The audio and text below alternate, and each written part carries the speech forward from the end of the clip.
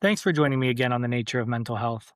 Today we are joined by Jessica Colón, founder of For the People and Kids. I got to visit Jessica last weekend at the farm at Cabbage Hill here in Mount Kisco to see her in action. The program was so engaging for the children and families that attended. The energy she brings to each day is visible, not only on her face and the faces of the children and families she welcomes, but also on the faces of those she partners with to deliver her mission. She is the real deal. For the People and Kids is a community centered nonprofit organization dedicated to connecting children and families with nature, creativity, culture, and hands on learning experiences. Passionate about accessible education and inclusive community programming, Jessica has helped create bilingual, nature based programs that bring together local educators, artists, farms, libraries, and wellness practitioners throughout the community. Jessica is driven by a deep belief in the healing and transformative power of nature, and she focuses on creating meaningful opportunities where children can explore, create, move, and grow in welcoming environments. Through For the People and Kids, she continues to build partnerships and programs that make enriching experiences affordable and accessible for all families. Stay tuned for this inspiring conversation with Jessica Colon as we talk about outdoor education, community, and her inspiring work.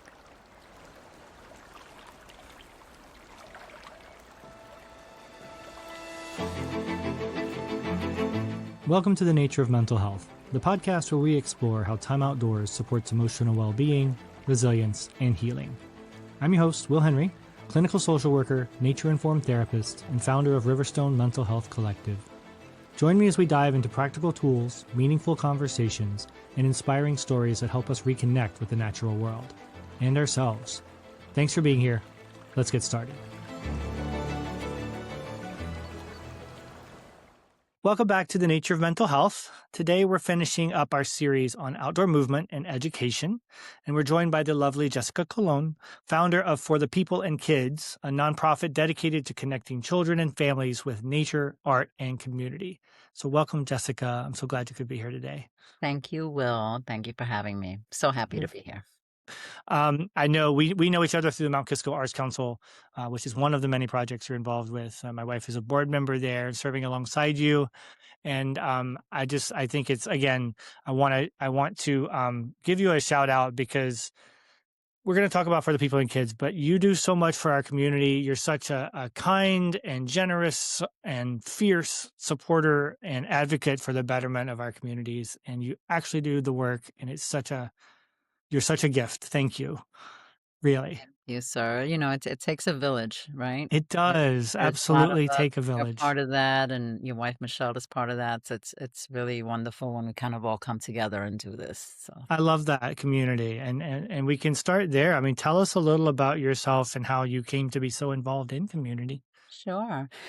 Well, let's see. I'm originally from Puerto Rico. I was born in Puerto Rico, and I remember following my grandmother around in her farm. That's where that aspect of me just lives inside of me. I say that there's a little hick. We call her a hibara that lives Mhm. deep inside of me, and she's always there. So it's wonderful.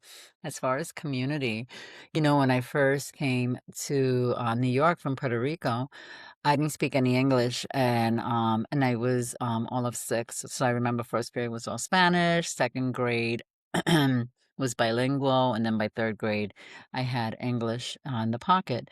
But as a kid, I would find these safety spaces, and the safety spaces for me where I felt comfortable were places that I didn't really have to speak. I did a lot of observation. Mm. So the library was a big place for that. Museums were a big place for that. Green spaces, gardens, botanical garden, places where I can just really kind of watch and see what's around me, read books, look at art, but I didn't really have to speak because I wasn't 100% comfortable with that, that transition of learning the different languages. So growing up, I found that to be so necessary. So, as I grew up in Washington Heights and we had friends and, there was always a, artistic circle around us, right? Nice. We all were very creative in my family's home and the friends around us. So we always found ourselves kind of coming together and creating this bilingual circle of creativity. So that was beautiful. So that kind of lives inside of me. So as you get older and you try to find your place in this world, I found it in the arts. I found it through studying the history of art. Hmm. That got me into the museum world, which was fabulous. So then I Right. worked at different children's museum and historical museums as an educator. And I just loved telling that story. So I loved telling the story to children, to students and adults, and kind of making, let me show you how this is the history and how it kind of makes sense and how it all comes together. Yeah, So yeah. making that puzzle kind of worked. It's, I think, what drives me and why I love community. It's like, hold on, we're all part of this. Let's just see how it kind of came to be. So that took me into the botanical garden, which was fabulous. And I worked there, started as membership, and my job was to take the members from the botanical garden into other beautiful spots. So then I really got to discover all these wonderful museums and gardens all throughout Westchester and up north. And then I realized I wanted to be outdoors because as beautiful Hmm. as the botanical garden was, it wasn't as beautiful inside an office. So I then Right. was able to transfer out, and then I worked for the Edible Academy, which is a great space, and we teach the children directly. So a lot of the children that attended were right in the Bronx. So a lot of schools right in the Bronx, and you'd be surprised how many at that point um, didn't have a means of learning how where their food came from, or learning about how what broccoli looks like. That broccoli is a flower, and Yeah. it's what we eat is the little flower inside. Getting their hands in the soil. So that really opened up my eyes, and it brought back little Hick Jessica, that little Hibara, and said, "Oh my goodness, I love this. This is where I want to be." So, with that said, my family and I moved up to Mount Kisco. How long ago was it? It's this past February made 5 years. Okay. Yeah, so we came up right in the midst of COVID. Yeah, wow. And everything was closed, and I remember thinking, "Oh my god, where are we?" Because it was, like, quiet and all snow and What's really, happening? really so as things started opening up, I started looking for that green space, that garden, and, Hmm. that's how For the People and Kids came to be. I found a beautiful local garden, and it was behind the Ark of Westchester, and it was being, run by Allison Turkin. Shout out to my wonderful friend Allison, who is the founder of Dig Farm. Mm. And I remember putting a call into her and say, "Hey, how can I get in that space? I want to help. I want to be able to do some classes." She's like, "Come on." So at that point, I was still at the Botanical Gardens and I had Mondays off. So I said, "Great." So I got into the space, and I remember spending a long time just kind of making it a teaching garden, a classroom, with the help of Livia Fleming, who I will always consider my fairy gardenist. And her and I then really made a beautiful outdoor classroom. And before we knew it, our Mondays were booked because I literally just kind of discovered homeschool Yeah. families. Homeschool families. Wow. Yeah. So it sounds like nature really had a huge impact on you growing up. I mean, I imagine growing up in Puerto Rico, there was a lot of nature involved in your youth and your childhood. And I remember in one of our earlier conversations, you had spoken about your grandmother and like gardening and things like that. How did that impact you um, growing up, and how does that impact you now? Like that relationship with nature. I think, the importance of nature, I think it really grounds people. I think my father would say it's medicine, right? When you go out in Mhm, nature, mhm. you feel tranquil, you feel calm, you feel at ease. It really just brings that to you, to all of us. So I think I've always looked for that peace that I felt, going behind my abuelita, my grandmother in Puerto Rico. Growing up in Washington Heights, my backyard was the cloisters, Fort Tryon Park. Oh, I looked nice. for that there. I remember when we first moved to Mount Kisco, seeing the mountains, and I was like, "Oh, this is beautiful." I always told my husband, "I want my neighbors to be trees. So how can you make that happen?" I love that. Oh Yeah, my god, that's wonderful. yeah. So it just speaks to me, and I think it speaks to all of us because it really and Absolutely. if anything, then let me remind you guys, it speaks to us. Go step outside and take a minute, and just sit out in nature, and it's wonderful. It really is. So it drives me in that way, 100%. And so then to bring this to children and families, it's a Yeah. gift. It really is. It's a joy. It's a gift for all of us. And so, you found so starting for the people and kids, you started at Dig Farm. And so how did it grow into what it is today, right? It started kind of because of COVID. Because so Mhm. COVID, once that happened, all of these different places closed down. The was closed, all these different museums. So as an educator, I'm like, okay, what do I do now? So then Right. I gathered all my other educator friends that we were in the same scenario. So I said, well, why don't we try to do it, put up programming and do it, ¿cómo se dice? Oh my God, I'm losing the word. Virtually? Virtually, yes. Yeah, yeah, yeah. So then we started putting programming virtually, and it consisted of many things that we taught. And we felt that we can fill in the gaps because at that point, mainstream education was all going virtual, and it was Yeah, right. tough. Oh, So with that in mind, I said, okay, I have something here. So it was a passion project. So then once we came up here, I said, let's look for space. Once we found the space and we developed this wonderful outdoor garden, found our clients and homeschoolers, then said, okay, great. This is really something. I literally sat in front of the computer. How do I create a nonprofit? So I started working on that, and slowly but surely I developed it and created it. And then with the support of my husband and my children, I said, guys, I'm throwing in my hat on this. I'm going to leave my job and I'm going to do this full time. that's And amazing. they gave me all the support, and I started then finding other locations. I always say I knock on doors, right? We're an organization Mhm. without walls. So the pillars. So the pillars are without a doubt nature and agriculture. So we looked for outdoor spaces, Yeah. environmental workshops, and partnerships. It's all about partnerships. One of the Mhm. first things that I've learned in nonprofits, it isn't a competitive. It's not, we're not competing against No. each other. We're working together for Community. children and kids, right? You So speak I so much about community. That's so amazing. but it's true. So then Yeah. I knock and I'm like, okay, what do you guys do? Awesome. This is what I'm doing. How can we collaborate and do it together? And it was easy. So for Dick Farm became our biggest partner still to this day, where it's our home base. So at Dick Mhm. Farm we have a children's learning garden there, and it's been wonderful. And we teach homeschool, and we teach summer camp, and we teach fall programming, and we do all sorts of wonderful things there. Then I kept knocking on doors and I went to libraries. So then libraries were great. And we're slowly continuing to develop this robust partnership with many of our Westchester Mhm. libraries, which is great.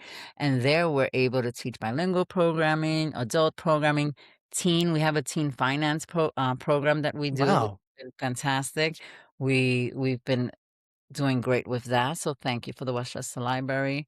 We also Wow. do art. So Yeah. what is art and nature? Well, we teach kids that you don't have to buy everything. So we do upcycle art. So then we look at something, let them see it a little different, and let's make that into art. So then we do art programs, and we have Yeah. wonderful educators. And even the educators weren't hard for me to find. I looked right around me, and another one of my wonderful ways of, I think, running this is that no competition, right? We all can earn it Mhm. together, and then look for people around you that know things you don't. Ah, Perfect. You yeah. teach science? Great. Let's learn about this. So I have educators that teach, tons of wellness educators, aeroponics, mindfulness, movement, yoga, all different types of gardening.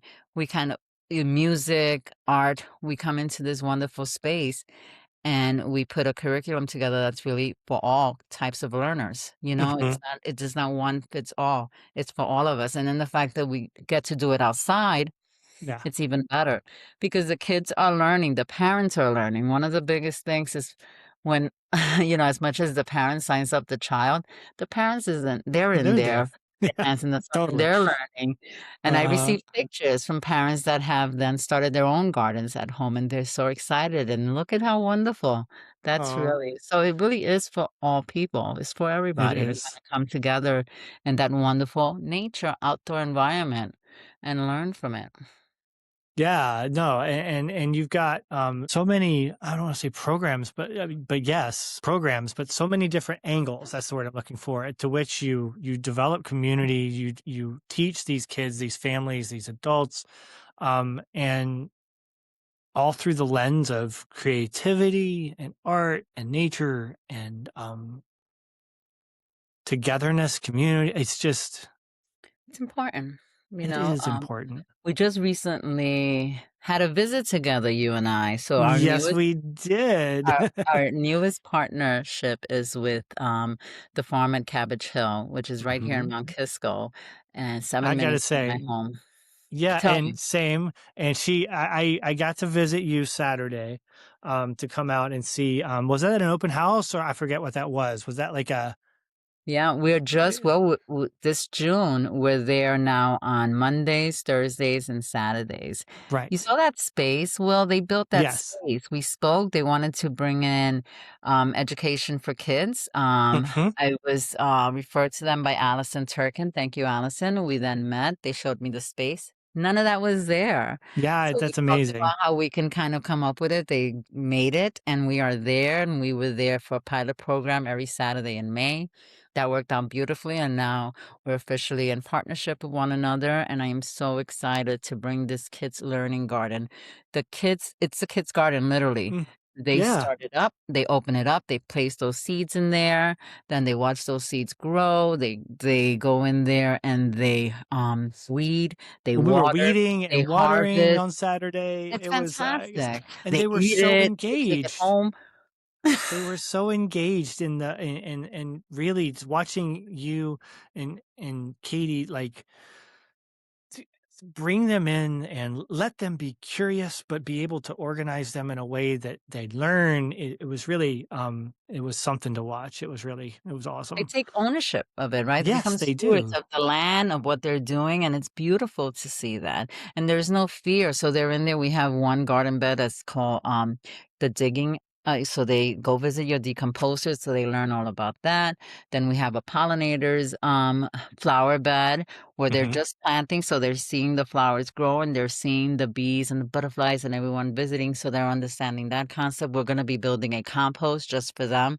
I mean, it's really quite wonderful. And then the beauty of it is they also get to see how these two different farms, how they're working farms, Dick Farm and the farm at Cabbage Hill. They have animals, they get to visit the animals, they get to learn the history of the land. It's really, they have a greenhouse, so they understand the concept of like what happens in the winter, what are the farmers doing? They're in Right there, they're there and sowing there. seeds. Yeah, they're starting to grow before we get them into the ground. It's really, we have a lot of kids that, including myself, I wasn't always comfortable with worms, let me tell you. Now I am one with the worms, and so You are the are kids, one and with it's the wonderful. worms. Or like the kids that are afraid of bees, and now they have this respect for the bees because they know how important they are to us, you know? And seeing that beautiful, like, understanding and the fear goes away and there's an understanding and even a love and appreciation. I mean, it's priceless. It really It is. is. You had Yeah. mentioned before a bee hotel.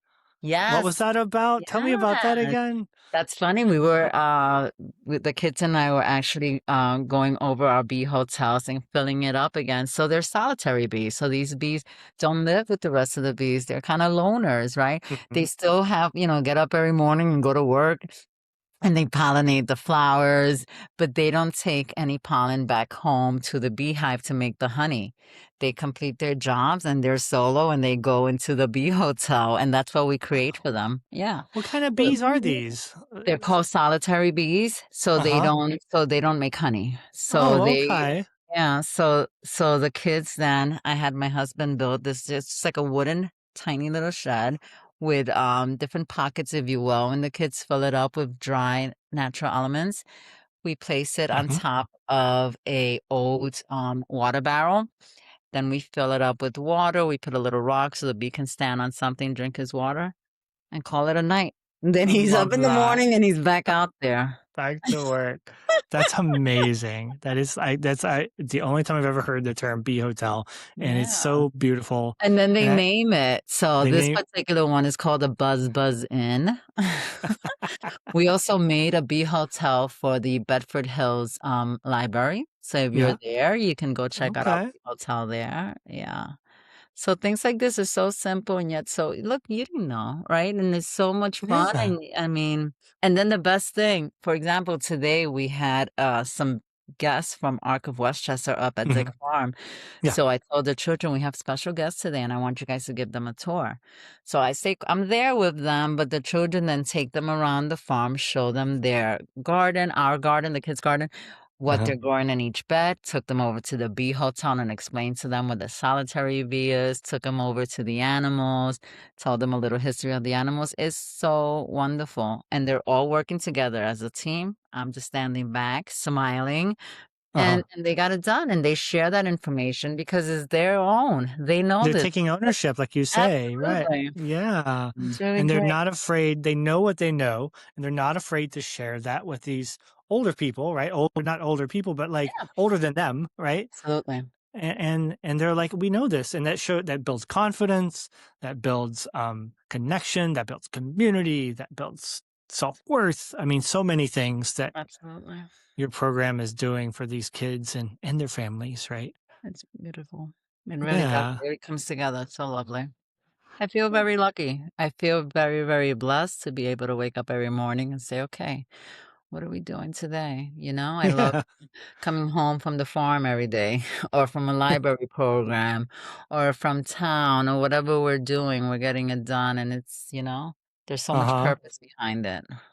Yeah. So the Arc of Westchester is it's an organization that works with special needs adults, right? With Correct. developmental disabilities, Mhm. and so they came and visited The um, farm, which they the have in the farm. past. Yes. Okay, There's, and one of our educators, her name is Dr. Sue Carpenter, she's mhm, fantastic. She's an artist, she's from Mount Kisco, and she teaches art for the homeschoolers, for the seniors of Mount Kisco, and for different organizations such as the ARC. And what we do is we bring all of that together. So we have a program where we have a singing, program with the seniors, and we have our students go there and sing with them during the holidays. Everything is oh, kind of coming together. it Then this coming is with together. Dr. Mike Garber, who's her husband and is also from Mount Kisco and very talented musician. Then we have Dr. Sue, who is a wonderful artist. She brought the group over. There was about 8 of them, 8 adults and 2 staff. And then our children, we did our gardening. I told them what was happening today. I said, we're gonna have some visitors. I'm gonna ask you guys to do some art with them, and then you're gonna show them around. They were like, okay, we got it. They start talking to each other. Okay, you do the chickens, and you talk to them about the What? pigs. That's amazing, and It's just that speaks awesome. so much to their like ability to take the ownership, like we've been saying, but like they delegating responsibility, they're working out a Teamwork. I problem tell them all the solving time, it's about teamwork. teamwork. And, it's beautiful because it's also their age range. Our How old are youngest is they? 2 and our Uh-huh. oldest is 9. We keep it between, like, you know, 12 months to 10. After 10, they're like, "Okay, we're moving on." Right, and then get other things they're Which interested in, yeah. they can then join a Dig Farm Youth Academy, and that's from 10 and up. So there's a Okay. continuing Like, yeah, there's a absolutely. yeah, yeah. Yeah. Wow. But bringing all of these programs together and all of these types of learners together, that's what it's all about. So we can understand one another, we can learn from one another, we can sit and do artwork and do gardening with one another. It's so important. And then that brings a lot more understanding. And when we see each other, "Hey, how are you? I remember we planted that tomato plant together, right?" Right. And you must see, like, I mean, how the children and the families that you work with, I mean, you must see, like, from entrance into your program or day one, right? And then the impact that your program has on them and nature has on these children and families. What do you see? Like, can you give any anecdotes or any kind of Sure. The Yeah. biggest is from the parents themselves, because Yeah. as much like I said, as much as the class is for the children, it's for the families, and I say it because Hmm. it's true, where they're in there, "Oh, no, I don't know how to." "Yeah, you can do it." I say, "You have a window, you can start a garden. Just start with a little container garden or just put something right outside your window." To then they have their own gardens at Yeah. home, so it's really beautiful. And also, the students that started with us younger, now they're a little older, what we like to do is put them in almost like a little leadership role where we're talking about something that I know that really, really know a lot of and they're excited about. Then I'll pass the mic over, if you will. And I'm like, hey, Hmm. why don't you tell the class a little bit more about that? And they love it, and That's it's just great. great to see that. Oh, yeah, absolutely. Absolutely. They seem like you had mentioned before about like the variance of experience they get. I mean, they you cook with stuff too? Is that something you Yeah. do? Yeah. So again, the garden is completely Mm. there. So we start in the Right. spring. They get it ready, right, after it had been sleeping all winter. Mhm. So we go in there and we repurpose the soil. We put new nice compost in there. They plant the seeds. We then transition into summer where they're ready to harvest all of that. And then during summer camp, we have different classes. One of the classes that follows our garden class is culinary class. So then the children and the educator who's teaching that class will then go into the garden and say, "What are we going to harvest today?" So the kids go ahead and harvest it. They go and they wash everything and they go make a meal with it. That's so important So because, important. yeah, it's so easy, and they don't think it is, but it's so easy for them not only to recognize, like tomatoes are a big deal, right? The little tomatoes because they're Yeah. so sweet. How easy it is to grow. They can do that. They can get that, and they the best part is as it's growing and we're gardening, the kids are picking stuff, and I'm like, "We can rinse it out a little bit." "No, it's okay." You know? Or the carrot, or they do what we call peekaboo to make sure that carrot is growing, right? They put their little hands in the soil and they get Oh, so excited. They get to take home herbs. Today we had a bunch of cilantro that the parents were mhm. so excited to get. And the Nice. kids are like, "Oh, I'm gonna put this in my soup. I'm gonna tell mom to," they're so They're good. learning. They Yeah, know. I mean, absolutely. little cooks. One of the things that really impresses me about your work is your commitment and your dedication to accessibility and how and it's such an important topic. Everyone deserves like unfettered access to nature, to gardens, to food, to, can you speak to that accessibility piece a little bit? Mhm. So, as much as we're surrounded by all this green space, not everyone has, as close as it is, they're not able to get to it. One Right. of the Right. things that I realized, not everybody has a car, not every bus stops in, all the parks or Mhm. preserves.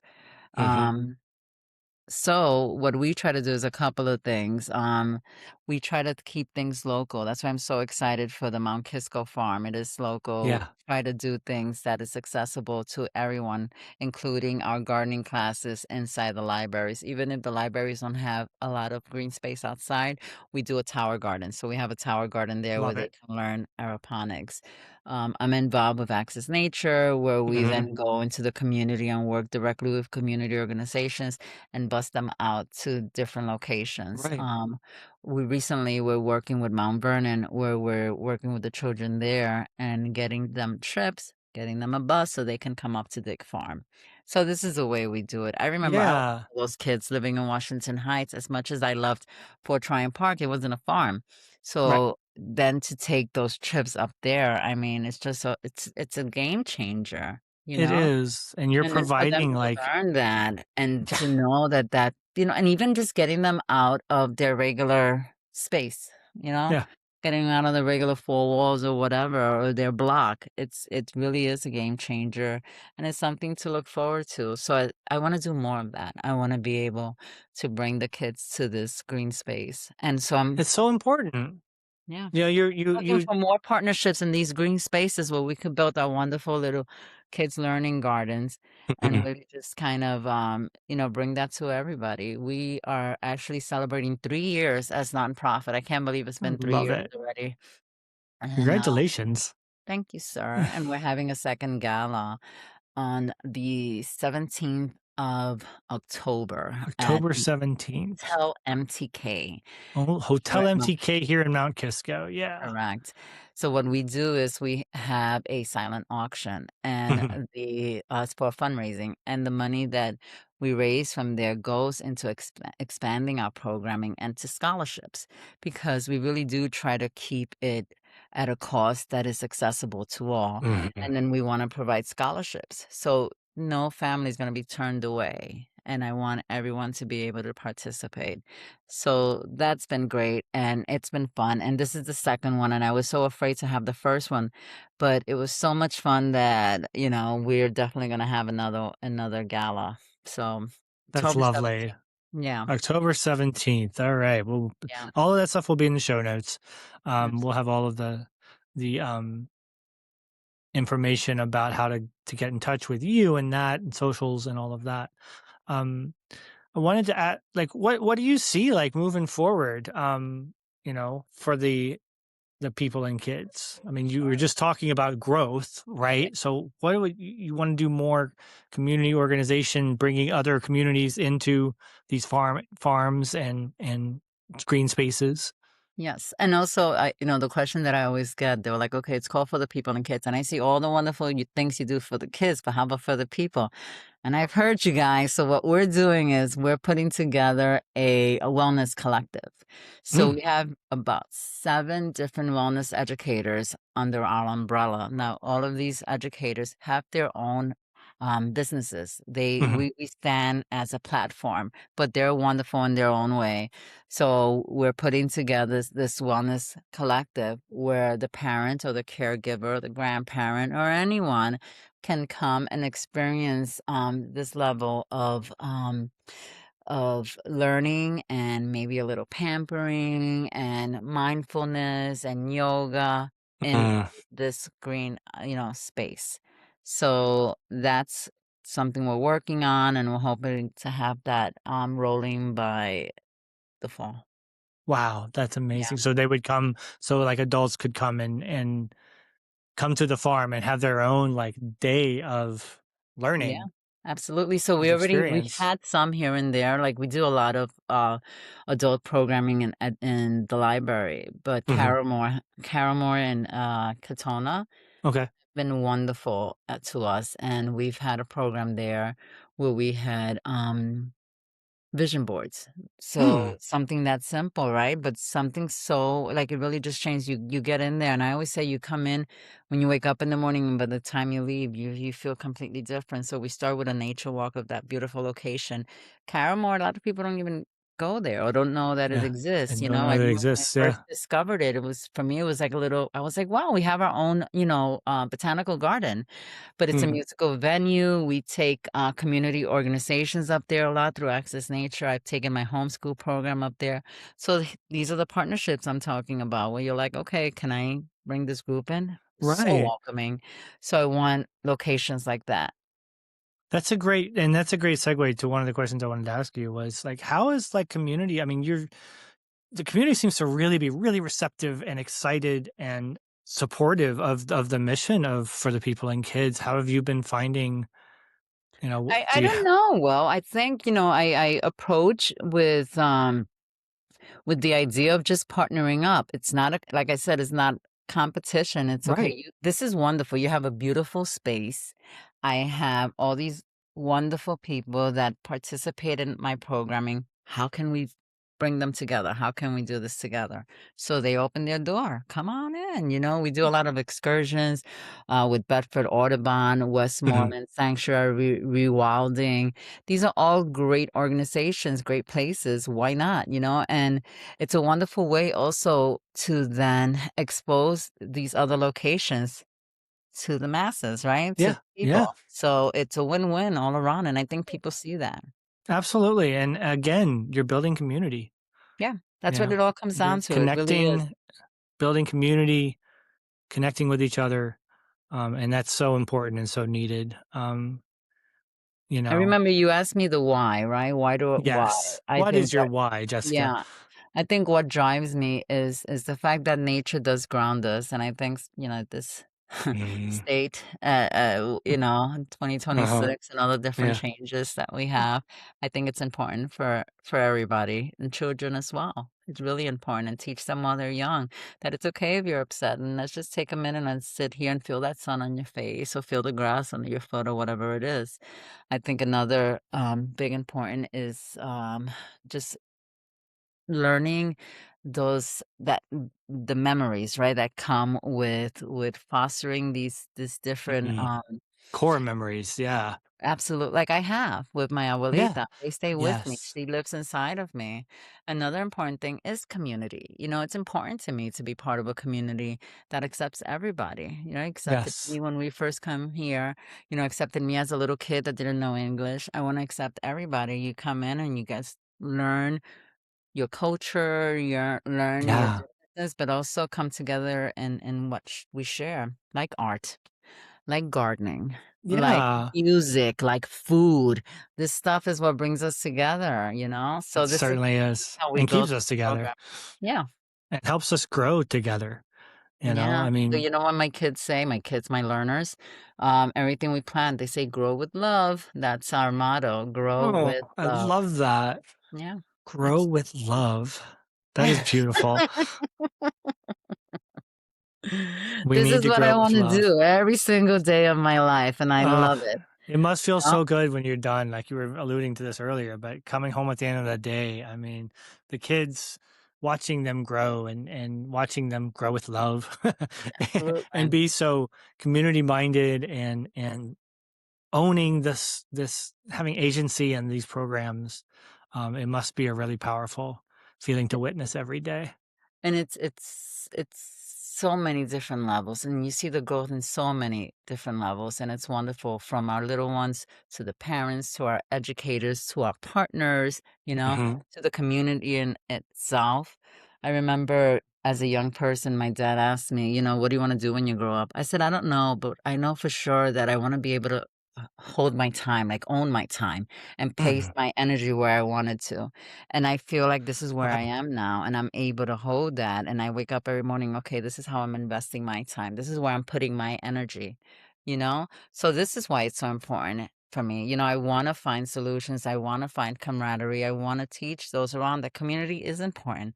All that other stuff, it's a Yeah, waste. This is the community stuff. and you're fostering community and nature and fostering and understanding and belief and sense of agency and developing the deeper connection with nature, which we all have inherently. Yeah, We just need to remember absolutely. and return to it. What do you got going on coming up? I mean, you've got the gala on October 17th. We got the Um, gala on October 17th. We have summer camp coming up. summer It's camp. already summertime. I It's can't I believe it, know. right? It's Yeah. the beginning of June. We are kicking off our June scheduling. So we're every day of the week except Sunday. Sunday belongs to my family. But Mhm. let me see. We are at Cabbage Hill on Mondays, Thursdays, and Saturdays. And Okay. then we are at Dig Farm on Tuesdays, Wednesdays, and Fridays. And then sprinkles of us, within the week at either libraries or local gardens. So you'll Mhm. find the best bet is just to jump on our website and take a look. You Yeah. could even download our calendar so you'll never miss anything. Take us with So it's you. forthepeopleandkids.org, right? Correct. For thepeopleandkids.org. You've got social media. I have social media. We have Facebook and Instagram. So you'll see, I try to create like little videos. So you'll see the kids in action. For the people and kids, we have LinkedIn. We also have YouTube, actually. We have a YouTube channel, Mhm. which has the videos that we first started with when we were making those little virtual platforms back in the day. So Back if in the you day, stay there yeah. long enough, you'll see. And what we did there is we do read-alongs, and we wanted to build the diversity of children's home libraries. So Mhm. every month, depending on the theme of the month, we would read the book and then collaborate with local bookstores. Right now, with the Curio Room. So then you just mention to them that you saw the video for the people and kids, and then you get a for the people and kids discount, and you can build your children's libraries that way. Love that. Oh, Yeah, it's all good oh, stuff. all good stuff, Jessica. It's amazing. Thank you. If Well, you thank could, you for you're this. so welcome. But I've got one last question. Yes, If sir. you could, if you could leave us with one statement or one something, a nugget of wisdom or, whatever, what would it be? What would you say? Sure. There's something that I think about a lot, and especially as a kid, as we get older, we get wiser, and we find ourselves in situations that just really feed our soul, right? We make sure we put Mm, ourselves there. Like when I told my yeah. dad when I was younger, I just want to be able to own my time and place myself. So, Basquiat, who's an artist, he's half Puerto Rican, half Haitian. He has a quote. I have it hanging on my wall, and it says, "It's not who you are that holds you back; it's who you think you're not." And that's Mm, something that I kinda lived with most of for my life, right? Because sometimes you get that imposter syndrome, yeah. and it really you just find your way, and I found my way, and I'm here, and I'm so happy to be here, and I want you guys all to come along because it's so much fun. Come on, let's We go are play so happy outside. you're here too, Jessica. You are a beacon of hope for Aw, everyone around you. We all are in awe of watching you work your magic, Jessica, like honestly. And sir.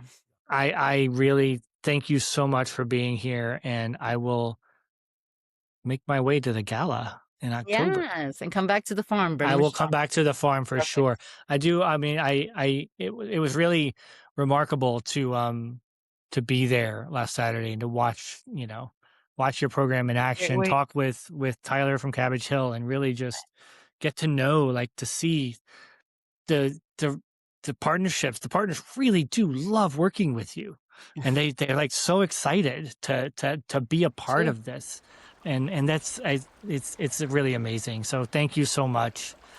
Thank you. All right. Thank you. Have a good one, Will. I appreciate you. You're welcome. Thanks for listening to The Nature of Mental Health. If you enjoyed today's episode, please follow, rate, and share the show. It helps others find their way to this community. For more resources, visit riverstonementalhealth.com.